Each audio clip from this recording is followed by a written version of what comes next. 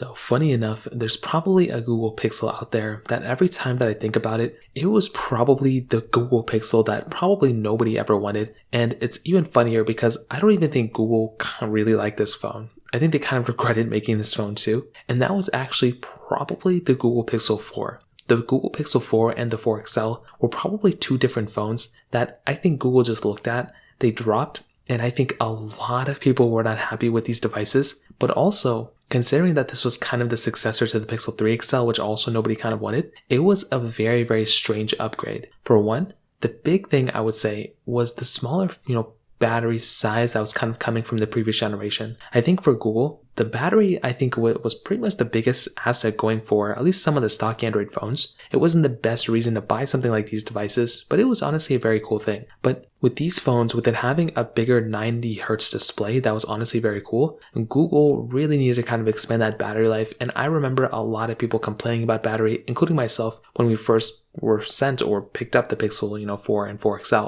Now, the other big thing going on with these devices, which is honestly a very, very insane thing, is the camera. The camera quality of the Pixels were some of the biggest assets for these devices. From the Pixel 1, 2, and maybe even the 3, the camera quality was amazing, especially within photos. But we saw that the competition in the market around Google, including Samsungs and iPhones, those devices were giving you so much better camera quality, it wasn't even funny. But the weird thing is that with the Google Pixel 4 and the 4 XL, Google just decided to not give us that great of a camera with this device. So the biggest feature set going for the Pixels were the cameras, and Google this time around only gave us a telephoto lens and a wide-angle camera, which really wasn't that bad. But on top of that, this type of device was only giving us 4K at 30 on the back and 1080p at 30 on the front. That is not that great of a camera to have on a device like this. And considering that Samsung of that year had the Galaxy S10, an amazing camera, and then with the iPhones, we had the iPhone 11 Pro that came out maybe like a month before this